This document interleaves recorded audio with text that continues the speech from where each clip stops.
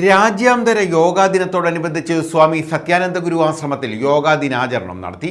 കായംകുളം നഗരസഭ 32-ാം വാർഡ് വികസന സമിതിയുടെ നേതൃത്വത്തിലാണ് ദിനാചരണം സംഘടിപ്പിച്ചത്.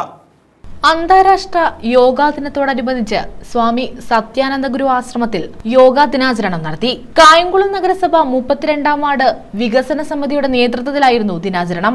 Art of living teacher Sankarankutty ഉദ്ഘാടനം നിർവഹിച്ചു. പലരും ഒരു തെറ്റിദ്ധാരണയിൽ കുരുങ്ങി കിടക്കുകയാണ്. യോഗ എന്ന് പറയുന്നത് ശാരീരികമായിട്ടുള്ള ഒരു അഭ്യാസം അല്ലെങ്കിൽ ഒരു വ്യായാമം, അതിൽ മാത്രം ഒതുങ്ങി കാണുന്നവരുണ്ട്. എന്തുകൊണ്ട് അവരങ്ങനെ പറയാൻ കാരണം, അവർ യോഗ എന്താണെന്ന് അറിഞ്ഞിട്ടില്ല. യോഗ എന്നല്ലേ അത് ആ പദത്തിന് യോഗ. യോഗ എന്ന് വെച്ചാൽ എന്താ അർത്ഥം? ആ വാക്കിൻ്റെ അർത്ഥം സംഗമം എന്നാണ്. സംഗമം, കൂടിച്ചേരുക.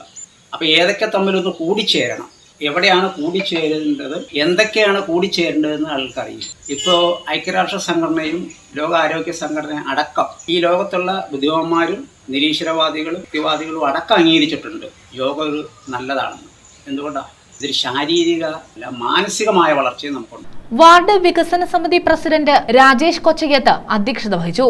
2015 ജൂൺ 21-ാം തീയതിയാണ് ലോക യോഗാ ദിനമായി പ്രഖ്യാപിക്കുന്നത്. അത് ഇന്നേക്ക് 11 വർഷം തികയാണ്. അപ്പോൾ ഈ 11 വർഷം തികയുന്നതിന്റെ ഭാഗമായിട്ട് നമ്മുടെ ഭാരതത്തിൽ ഏകദേശം 4 ലക്ഷത്തോളം കേന്ദ്രങ്ങളിൽ ഇത്തരത്തിലുള്ള പരിപാടി സംഘടിപ്പിച്ചിരിക്കുകയാണ്. അതിന്റെ ഭാഗമായിട്ടാണ് നമ്മൾ കായംകുളം നഗരസഭ 32-ാം വാർഡിലും വികസന സമിതിയുടെ നേതൃത്വത്തിൽ പരിപാടി സംഘടിപ്പിച്ചിരിക്കുന്നത്.